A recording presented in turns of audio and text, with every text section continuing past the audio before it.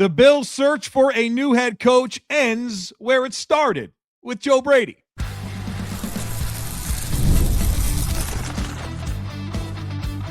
You are Locked On Bills, your daily Buffalo Bills podcast. Part of the Locked On Podcast Network, your team every day. What's up, Bills Mafia? It's Joe Marino, author of the Herd Mentality Substack, co-host of the Locked On NFL Scouting Podcast, co-host of the NFL First Read podcast, and I'm your host of Locked On Bills. Locked On Bills is a proud part of the Locked On Podcast Network, now the #1 sports podcast network. I want to thank you for making Locked On Bills your first listen every day, and a big welcome and shout out to our everydayers. You know who you are. Those of you who never miss a single episode, I appreciate y'all being here very, very much. Well, folks, welcome in. The Buffalo Bills have a new head coach, and it's Joe Brady, promoted from offensive coordinator to the 17th head coach in Buffalo Bills history. And so we are going to react to it on this episode. We'll start by getting into some of the vibes. Then I want to talk about reasons to be optimistic, and then, of course, reasons to be concerned. The Bills interviewed 9 candidates for this job, and the first one they interview gets the job in Joe Brady, an in-house promotion for Joe Brady. And my first thought in hearing this news was that the Bills are telling you loud and clear how much they believe Sean McDermott was the biggest reason why they couldn't get over the proverbial playoff wall. And we know all about how much the defense has struggled in those playoff elimination games, and Sean McDermott, obviously a defensive-minded coach, and that's very, very frustrating. Now, the offense has certainly had some opportunities as well that they couldn't capitalize on, but mostly I think you point at the defense. And so Sean McDermott's out, but Brandon Beane obviously stays, and not only does Joe Brady stay, he gets a promotion just like Brandon Beane. So Brandon Beane and Joe Brady stay, and they both get promotions. I think you can look at the history with Sean McDermott and those playoff games, and just generally considering that he's had 7 chances at playoff runs with Josh Allen and never even got to the Super Bowl, and realize that obviously a change at head coach was very much justified and something I completely understand. I know that a lot of people are going to call this a comfort hire for the Bills, and a lot of hope that with the Bills moving on from Sean McDermott, that you'd see a lot of evolution in the direction of the Bills. That was a hope from a lot of people. And in some ways, I was hopeful for that as well. And so, was this a comfort hire? Well, Albert Breer shared on X just minutes after the announcement came through. This is what he said, and I think there's a lot to it. He said a couple keys in the Bills' hire of Joe Brady. There was a head coach as CEO piece of every candidate's interview with Buffalo. Brady hit a home run on that. And Brady's promotion allows for scheme continuity and easy alignment with GM Brandon Beane, who made this call, and the scouts. So if you believe it is a comfort hire, then I think the Bills are guilty as charged. Now, we'll listen to the press conference. We'll see what everyone has to say about it. But this smells like a comfort hire, and it probably is. The question is that a problem? The Bills have had a lot of success, right? They've won a ton of games. They've won at least one playoff game every year for the last 6 seasons. And so while I feel like there's an urgency and a desire for an evolutionary hire, it's not like they needed to completely tear it down. Maybe you wish they would. But this isn't a team that's really loaded with the resources necessary for a full overhaul here. I also want to be careful to not assume that there's not evolution with Joe Brady, who's not Sean McDermott. He's not. I'm very curious to see what direction certain things go that gives us an idea of how much of the things that have frustrated us are on McDermott. And this is going to give you a pretty clear opportunity because Joe Brady is now this team's head coach and not Sean McDermott. The other thing that I want to point out is while I understand this is going to be an unpopular decision by the Bills amongst Bills Mafia, Joe Brady was very much a serious candidate in this cycle and has been for a few cycles. There were 10 vacancies. 6 of them interviewed Joe Brady, and he was a guy that got second interviews for several teams, including Baltimore. So it's not like the Bills just took somebody that wasn't regarded across the league as a potential head coach and made him their head coach. This is a serious candidate. So what's going to change, right? That's where I find myself very interested. What changes here?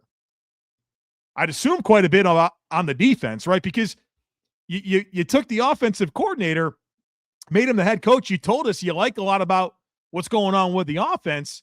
You get rid of the defensive-minded head coach, and I would expect there to be some big-time changes on that side of the ball. Maybe I'm wrong. Maybe Bobby Babbitt stays as defensive coordinator. We're going to see where this goes, but it certainly feels like that Sean McDermott piece, the defense piece, has kind of been the bigger issue, and I'm curious to see what changes there are on that side of the ball and honestly how the offense evolves. But that post from Albert Breer about Beane being the one who made the call and for this to allow for scheme continuity and easy alignment with the general manager and the scouts is pretty central, I think, to why they made this move. And so we'll see where it goes. As I've maintained throughout this entire process, I'm open-minded. I am open-minded. And there is no instant gratification coming for anybody right now in terms of who's right about this.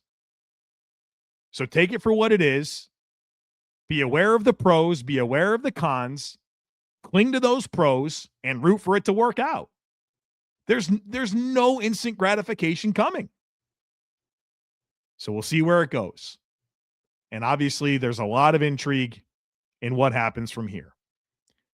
All right, so those are the general vibes regarding this move. Let's dive in a little bit deeper and talk about what makes this really an interesting hire in terms of why you should be optimistic and the other side of that, where the concerns really lie. So, folks, be sure to stick with us. There's nothing like being in an NBA arena, the crowd, the energy, the moment. Getting tickets, though, that part hasn't always been so simple. That's why Game Time has become the go-to app for scoring tickets fast without the hassle. It puts the advantage back where it belongs with the fans. You can pull up the Game Time app, pick an upcoming NBA game. You'll get tickets within minutes. You'll love being able to see the all-in price up front. There's no surprise fees coming at checkout, and being able to see your view from your seat before purchasing will make those decisions even easier. They got great deals on last-minute tickets, and everything feels quick, intuitive, and stress-free from start to finish. So take the guesswork out of buying NBA tickets with Game Time. Download the Game Time app, create an account, and use code LOCKEDON for $20 off your first purchase. That's code LOCKEDON for $20 off. Download the Game Time app today. And remember, it's gametime.co, not .com. It's the last call for football on FanDuel. One final Sunday, one last kickoff, the final chance to get in on the action before the NFL season officially comes to a close. This is Super Bowl 60, and FanDuel is making sure you're right in the middle of it with a special offer just in time for the biggest game. Whether you're backing the favorite, riding the underdog, or building one last same-game parlay, this is the game everyone's been waiting for. This is where predictions turn into plays, stats turn into storylines, and every snap feels bigger. It's the perfect way to cap off the season and make the Super Bowl even more exciting from kickoff to final whistle. If you're a new customer, just bet $5 and get $200 in bonus bets if you win. Make it count, because after the Super Bowl, the season is over. Last call for football on FanDuel, an official sportsbook partner of Super Bowl 60. Visit FanDuel.com to get started.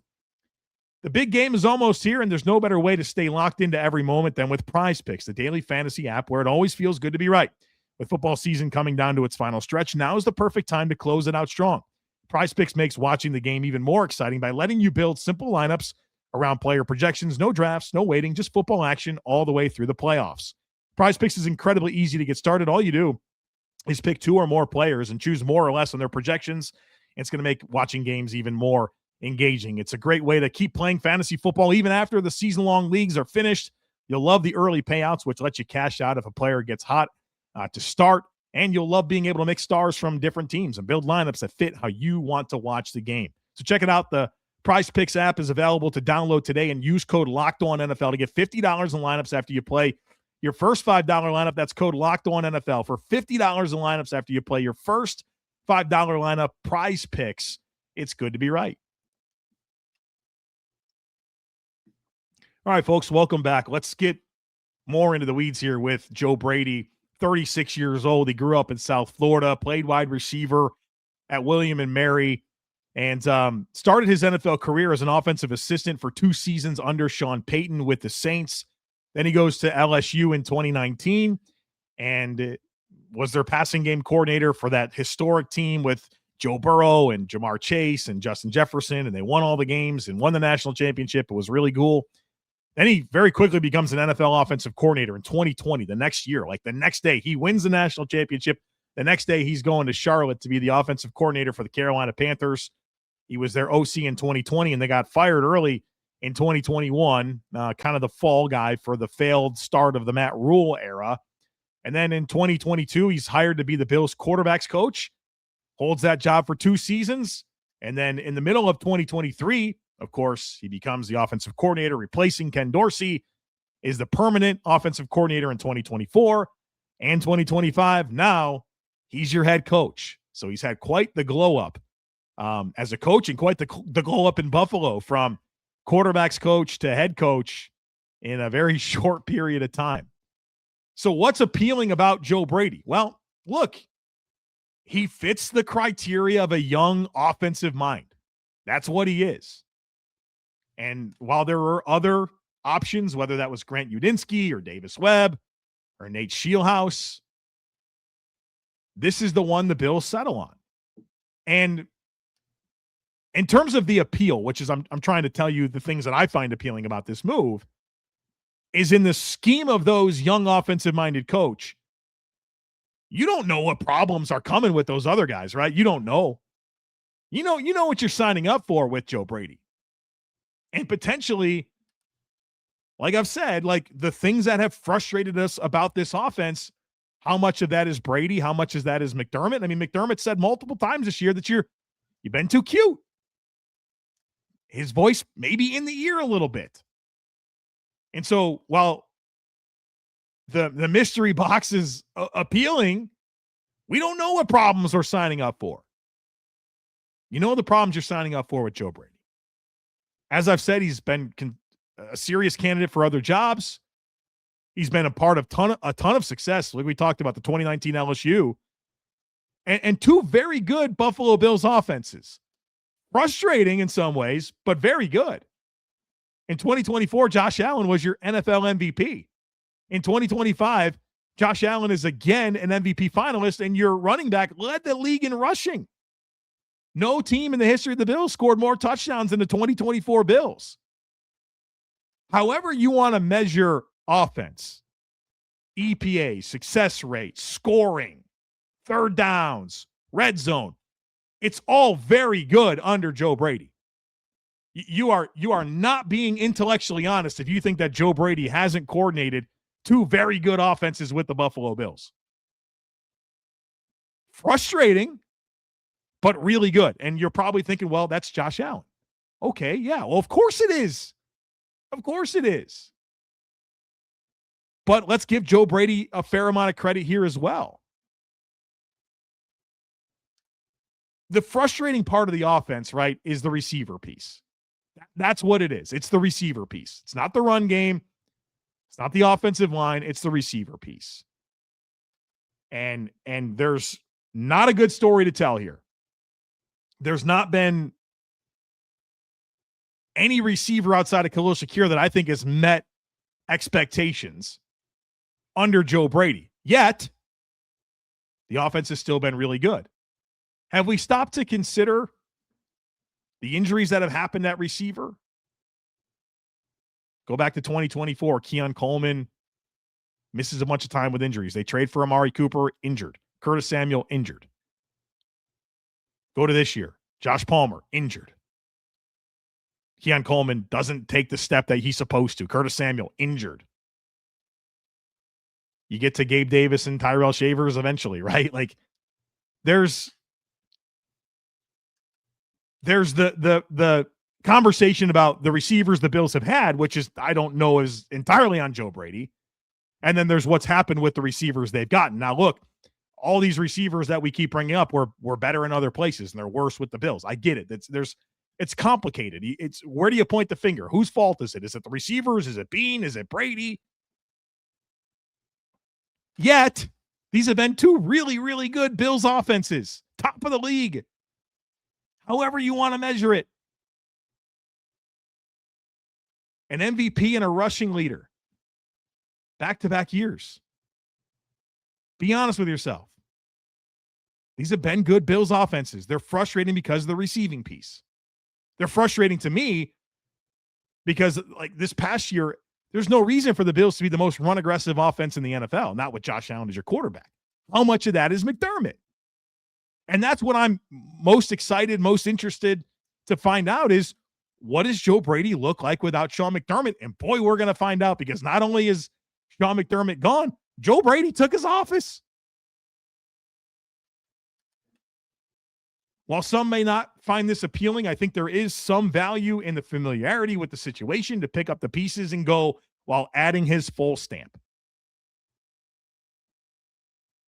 There is a great culture in Buffalo, a special one. Very, very special. Very special.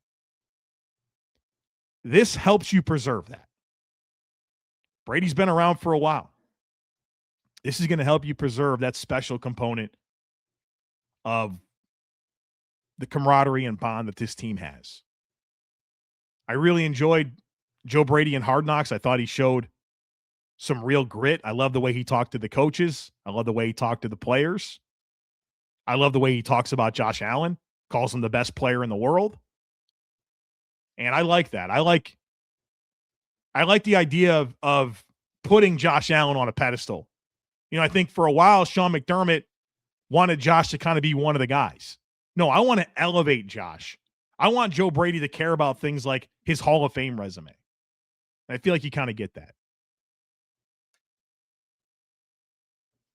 I also think that, I know, because I've listened to all of his press conferences, Joe Brady's extremely accountable. Extremely accountable. Whenever it goes right, he credits the players. Whenever it goes wrong, he says it's his fault. And I can respect that. So let's not act like there's not a lot of appeal. I know that I'm speaking to a fan base that is mostly very upset with this hire. I know that. The Bills' offense has been really good 2 years in a row. Coming out of last year, I think we were pretty concerned about losing Joe Brady. When I say last year, I mean coming out of 2024. And then the wide receiver piece doesn't really go where we want it to, and Josh Allen, it doesn't quite have the passing metrics that we hope that he would. But the James Cook leads the league in rushing. Like, there's good things to tell here, right? It's not like a disaster offense. It's not like they hired Rick Dennison to be the head coach, you know, after that disaster year in 2017. There's been a couple of good offenses here. And for as frustrating as the Breer comment can be about it being Beane's choice, and it allows for easy continuity and collaboration, the Bills were not in a position to really tear it all down and then rebuild it in the mold of something else. And maybe they'll regret that. But again, this is a Bills team that's not good, right? It's a good football team. In fact, I mean, since 2020, the Bills have the number one win percentage in the NFL, 73%. No teams won more games. In fact, since Joe Brady became the interim offensive coordinator in week 11 of 2023, the Bills are 31-10, which is the best record in the NFL. He gets some credit for this, right? He gets some credit for this. This isn't a situation where tearing it down was necessary. You had a lot to figure out, mostly on defense, and figure out how to get your freaking wide receiver room together. That'd be a big job moving forward here. So what are the concerns? Well, he's never been a head coach, right? He's never been a head coach, but that was probably going to be true with just about anyone that they brought in, right? I mean, who did they actually interview that's been a head coach? Anthony Lynn and Brian Daboll? So, yeah, this was probably always going to be part of your potential concerns. I do think a lot about something that Mitch Morse said in the Shout podcast with Matt Marino, and he talked about the challenge of being elevated in the same building. And obviously Joe Brady has done the quarterback's coach to offensive coordinator and now offensive coordinator to head coach. But I think at every step of the way, those relationships are different. And so now Joe Brady has to go from, looking at the team through one lens as the offensive coordinator to now you're responsible for the whole thing, man, the whole thing. And your relationships are different with everybody, offensive players and defensive players. And so this is a new thing for him to step into, and maybe there's some challenges with how you do that in the same building, especially for a locker room that I think mostly really likes Sean McDermott. So that's an interesting dynamic here. I've talked about the offense being frustrating, a really, really good offense, but one that feels a little frustrating. I mean, Josh Allen has not passed for 4,000 yards in either of the last two seasons. They've been extremely run aggressive. Bubble screens. Maybe not enough involvement of running backs in the passing game. Can they get the wide receiver position right? There's a lot that needs to come together. And it'll be his full vision. It's his show, man. It's his show. It's his show. It's his show. And so I guess the downside here is just the evolution that Joe has to have in this building. Never been a head coach. He's got to get a staff together, right? Like, that's another layer of this that's going to be really interesting is who stays, who goes. Do they really try to overhaul some of the defense? I'm fascinated to find out. But as I've said, I've kept an open mind. I'm maintaining that open mind. Nobody's getting any instant gratification right now. Nobody. But hopefully you can zoom out, look at the whole picture here, and see why the move was made and why it could work, and not just find yourself upset just because it wasn't the outcome that you wanted or that it wasn't an outside hire. There's a lot. There's a lot there. We have no choice but to cling to the positives and root for it to work out. And so that's what we got to do. That's what I'm doing. That's what I'm doing. And so while this does give Brandon Beane and his staff a lot of clarity about, this offseason, it does me as well, because now we can really start to get into the content plan to talk about building this 2026 team. And we'll start doing that immediately, right? So now we have some clarity. Joe Brady, your head coach of your Buffalo Bills, the 17th head coach in the history of the team. Joe Brady. That's where this thing lands. Joe Brady. I'm going to root like hell for it to work out. Thanks for being here, folks. As always, I kindly ask that you share, subscribe, rate, and review. We'll have coverage all the way through. You know this. We're a daily podcast all year long, whether it's in season, right now, May, June, July. It doesn't matter. We're here for you daily. So don't miss anything. Make sure that you are subscribed. Would love it if you took a second to rate, review, and share the podcast. Have a great rest of your day. Go Bills. And I look forward to catching up with you again real soon.